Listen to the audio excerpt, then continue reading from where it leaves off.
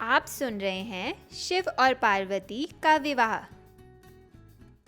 हिमालय के राजा हिमावंत और उनकी पत्नी मीना देवी भगवान शिव के बहुत बड़े भक्त थे। वे चाहते थे कि उनकी एक ऐसी पुत्री हो जो बड़ी होकर भगवान शिव की पत्नी बने। इसलिए मीना देवी ने गौरी देवी को प्रसन्न करने के लिए कठोर तपस्या की। वे कई दिनों तक बिना भोजन और पानी के भगवान का ध्यान करती थी।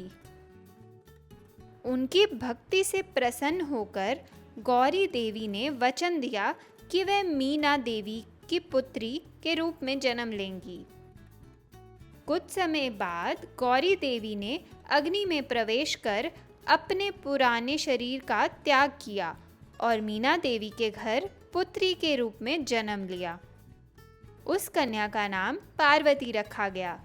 जन्म लेते ही पार्वती के मुख से पहला शब्द निकला, शिव।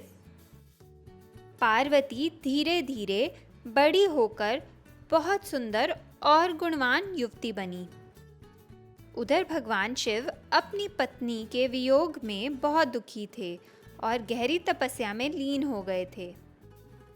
हिमावंत को चिंता होने लगी कि शिव जी तपस्या में इतने मगन हैं कि शायद वे पार्वती को पत्नी के रूप में स्वीकार ना करें। तब उन्होंने देव ऋषि नारद से सहायता मांगी। नारद जी ने कहा कि पार्वती अपनी भक्ति और सेवा से शिव जी का मन जीत सकती हैं।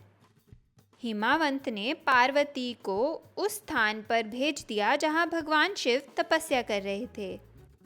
पार्वती दिन रात भगवान शिव की पूजा और सेवा करने लगी। भगवान शिव पार्वती की भक्ति में प्रसन्न थे, लेकिन वे उनकी परीक्षा लेना चाहते थे। उन्होंने एक युवा ब्राह्मण का रूप धारण किया और पार्वती से कहा, शिव तो एक साधारण तपस्वी हैं। वे भिखारी की तरह रहते हैं और उनके पास कुछ भी नहीं है। तुम्हें उनसे विवाह नहीं करना चाहिए। ये सुनकर पार्वती क्रोधित हो गईं।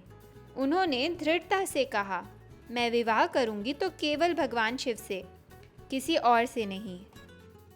पार्वती की अटूट भक्ति और प्रेम देखकर भगवान शिव बहुत प्रसन्न हुए।